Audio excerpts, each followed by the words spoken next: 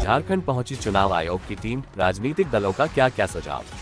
दरअसल आपको बता दें कि मुख्य निर्वाचन आयुक्त राजीव कुमार के नेतृत्व में 2 निर्वाचन आयुक्त ज्ञानेश कुमार और doctor Sukhbir Singh Sandhu, 3 senior deputy election commissioner Dharmendra Sharma, deputy election commissioner Sanjay Kumar और उनके सपोर्ट के लिए 5 पदाधिकारी अशोक कुमार, पंकज श्रीवास्तव, अनुज चांडक समेत कुल 12 सदस्यीय टीम रांची पहुंची है। चुनाव आयोग की टीम ने झारखंड के राजनीतिक दलों के साथ बैठक की। आयोग के समक्ष विभिन्न राजनीतिक दलों ने सुझाव दिया। आइए डिटेल में देखते हैं तमाम दलों के सुझाव। सभी उम्मीदवारों को निःशुल्क मतदाता सूची मिले। नामांकन शुल्क 10,000 से घटाकर 5,000 किया जाए। चुनाव आयोग चुनाव में होने वाले खर्च को कम करे। अनावश्यक खर्च ना हो। चुनाव के नाम पर जो करोड़ों का घोटाला होता है उस पर रोक लगे। पार्टी जो चुनाव में पैसे खर्च करती है उस पर निगरानी हो। उम्मीदवार मतदान के दिन मतदाताओं को फोन करके अपने पक्ष में मतदान करने के लिए प्रेरित करते हैं, इस पर रोक लगे। आपको बता दें कि बहुजन समाज पार्टी ने चुनाव में गड़बड़ी पर लगाम लगाने की मांग की है। हर मतदाता की सुरक्षा हो, निष्पक्ष चुनाव हो, समय पर चुनाव कराया जाए, जन सुविधाओं को देखकर चुनाव की तिथि घोषित की जाए। कोर्ट में धोखा किया, इंटरनेट सस्पेंड मामले पर झारखंड सरकार पर क्यों भड़का एचसी। दरअसल आपको बता दें कि झारखंड हाई कोर्ट ने राज्य सरकार को किसी भी परीक्षा के दिन इंटरनेट पर रोक लगाने से इनकार कर दिया है। कोर्ट ने कहा कि सरकार बिना कोर्ट की अनुमति के किसी भी परीक्षा वाले दिन इंटरनेट पर रोक नहीं लगाएगा। सरकार ने 21 और 22 सितंबर को आयोजित हुई परीक्षा के मद्देनजर राज्य सरकार ने इंटरनेट पर रोक लगा दी थी। इस फैसले के खिलाफ एक जनहित याचिका दाखिल की गई। जस्टिस आनंद सेन और जस्टिस अनुभा रावत चौधरी की खंडपीठ ने मामले पर फैसला सुनाते हुए झारखंड सरकार को फटकार भी लगाई है। दरअसल पहले कोर्ट को बताया कि झारखंड में परीक्षा में किसी भी तरह की गड़बड़ी से बचने के लिए केवल मोबाइल इंटरनेट पर रोक लगाई गई है। इसके बाद कोर्ट ने 21 सितंबर शनिवार को इंटरनेट सस्पेंड करने के फैसले पर रोक लगाने से इनकार कर दिया था।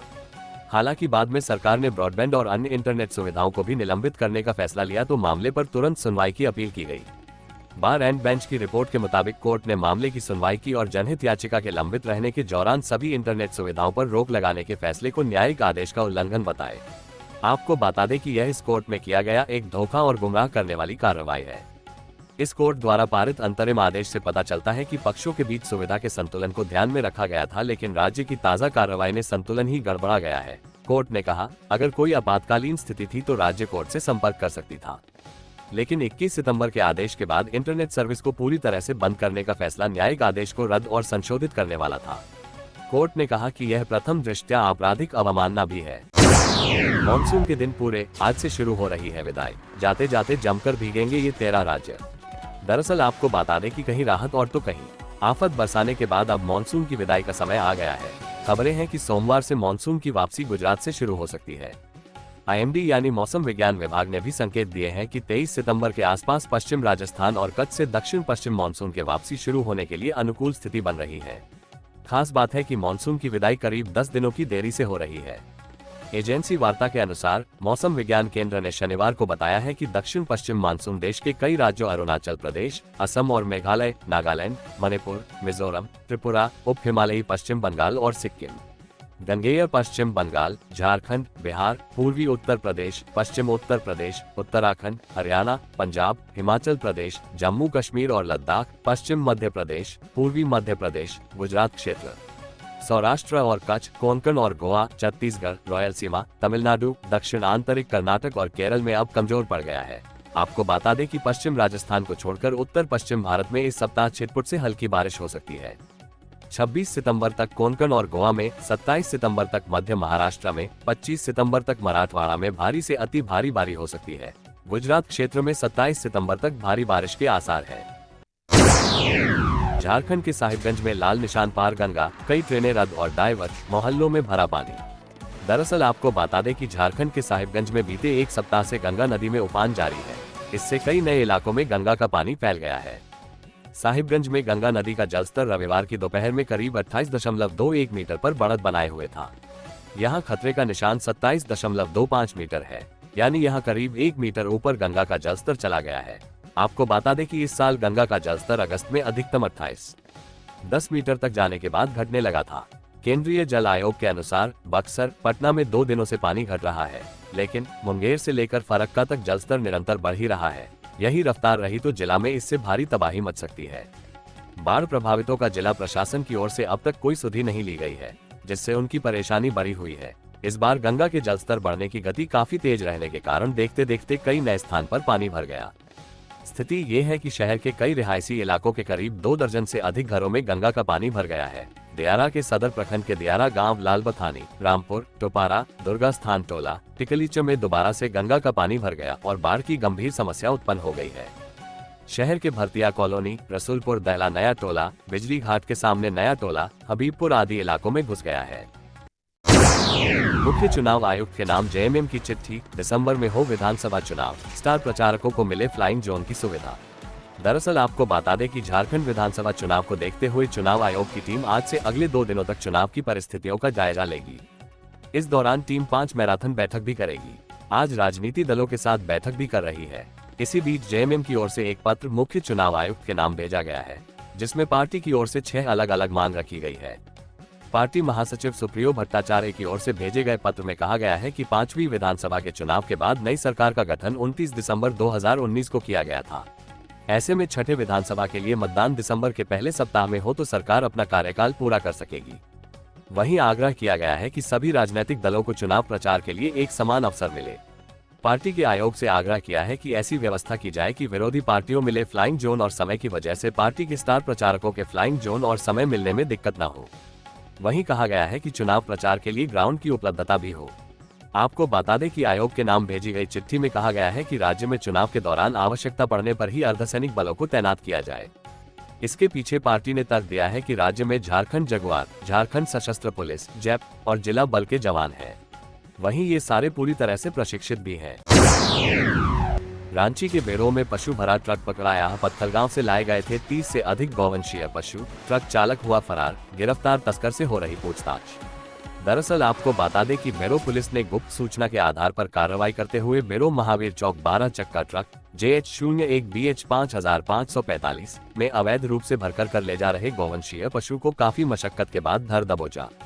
वहीं चालक भागने में सफल रहा, जबकि ट्रक के ऊपर सो रहा एक युवक मौका देखकर भागने लगा, जिसे पुलिस ने खदेड़कर पकड़ लिया। वहीं मवेशी लदा ट्रक को जब्त कर थाना ले आए।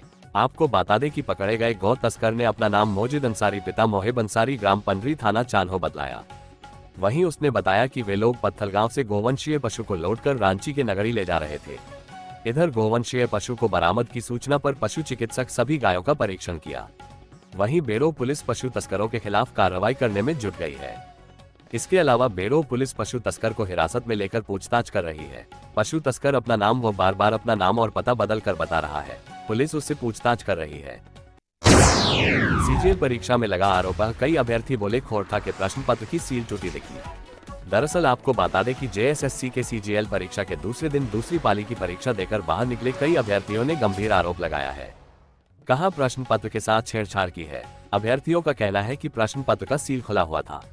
बुकलेट का नंबर भी आगे पीछे था। Hazaribagh jack angel school Singhani में JSSC के सीजीएल परीक्षा का केंद्र बनाया गया।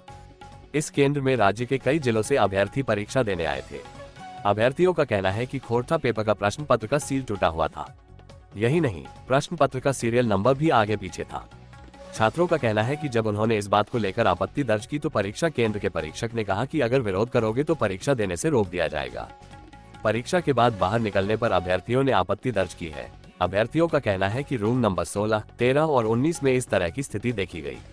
आपको बता दें कि परीक्षा के लिए हजारीबाग में 70 परीक्षा केंद्र बनाए गए। परीक्षा में लगभग 26,000 अभ्यर्थी परीक्षा देने के लिए झारखंड समेत दूसरे राज्य से भी पहुंचे थे। हजारीबाग में 26,148 परीक्षार्थी ने परीक्षा दी। इधर सरकार की ओर से जारी बयान में हजारीबाग में अभ्यर्थियों द्वारा लगाए गए आरोप को निराधार बताया गया। कहा गया है कि आरोपों की जांच हुई। केंद्राधीक्षक उन परीक्षा कक्षों में पहुंचकर अन्य अभ्यर्थियों से पूरी जानकारी हासिल की। इसमें उनके द्वारा लगाए गए आरोप गलत पाए गए। हजारीबाग DC नैन्सी सहाय ने भी कहा कि मामला प्रकाश में आया है। जिस तरह से दावे किए जा रहे हैं वो सही प्रतीत नहीं हो रहा है। फिर भी एग्जामिनेशन सेंटर इंचार्ज से रिपोर्ट मांगी गई है। कार्यक्रमों के बहाने सीएम कर रहे झामुमो का काम आसान। पहले मुख्यमंत्री मैया सम्मान योजना, अब आपकी योजना आपकी सरकार कार्यक्रम के बीच लगातार जनता के बीच जा रहे। दरअसल आपको बता दें कि विधानसभा चुनाव को लेकर राज्य की लगभग सभी प्रमुख पार्टियां चुनावी मोड में है। भाजपा सबसे अधिक आक्रामक है, कांग्रेस भी पीछे नहीं है। आजसू पार्टी लगातार जनता के बीच जा रही है। राजद और जदयू भी पूरा जो लगा रहा है। मासस का माले में विलय हो रहा है। सबके पीछे एकमात्र उद्देश्य किसी तरह विधानसभा चुनाव में बेहतर प्रदर्शन करना है, सरकार बनाना है। लेकिन इन सब के बीच झामुमो का जिलों या जंगल झाड़ में कोई आधिकारिक राजनीतिक कार्यक्रम नहीं हो रहा है। अनौपचारिक रूप से झामुमो के चुनाव प्रचार की कमान मुख्यमंत्री ने संभाल ली है। पहले मुख्यमंत्री मैया सम्मान योजना और अब फिर आपकी योजना आपकी सरकार आपके द्वार कार्यक्रम के बहाने प्रमंडल व जिलावार दौरा कर रहे हैं।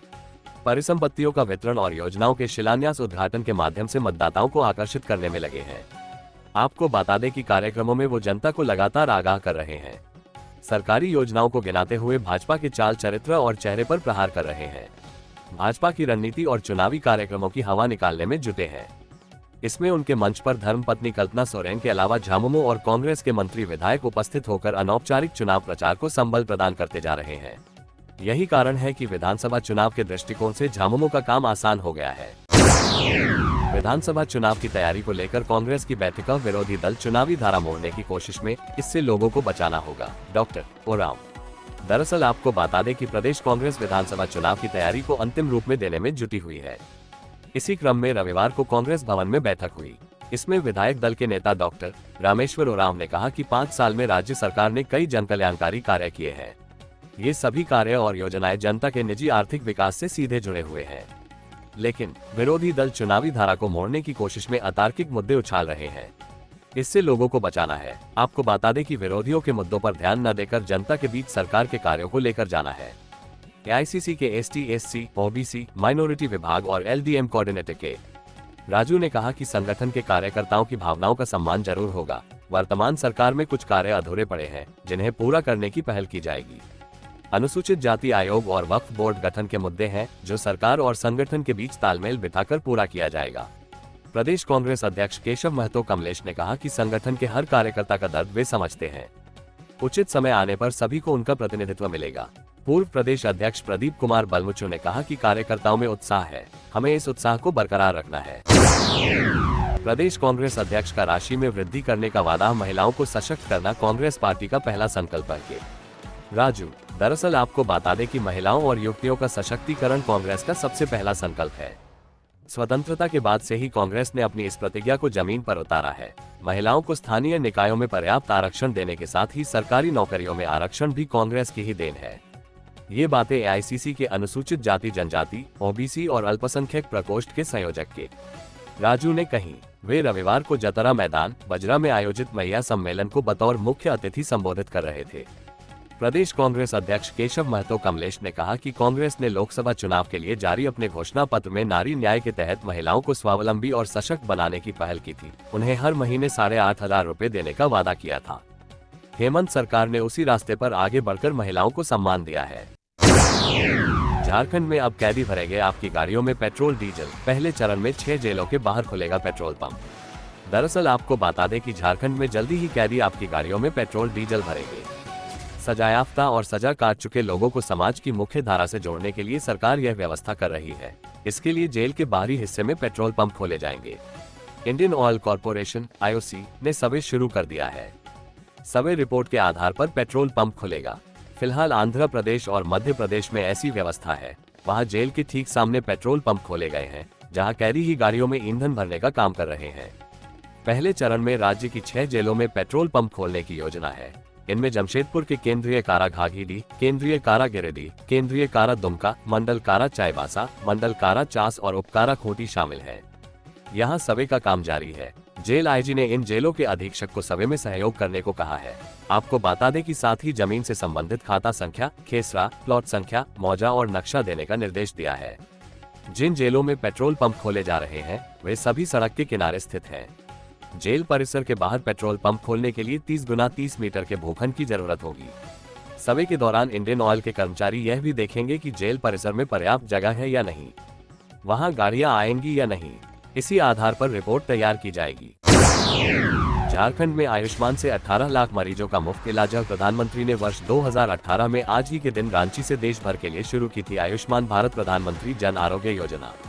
दरअसल आपको बता दें कि प्रधानमंत्री नरेंद्र मोदी ने साल 2018 में यानी 6 साल पहले 23 सितंबर को झारखंड की राजधानी रांची से देश भर के लिए आयुष्मान भारत जन आरोग्य योजना की शुरुआत की थी।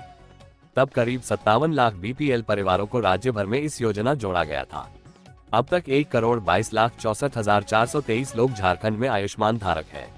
पिछले 6 सालों में 18,01,832 आयुष्मान कार्ड धारक योजना का लाभ ले चुके हैं।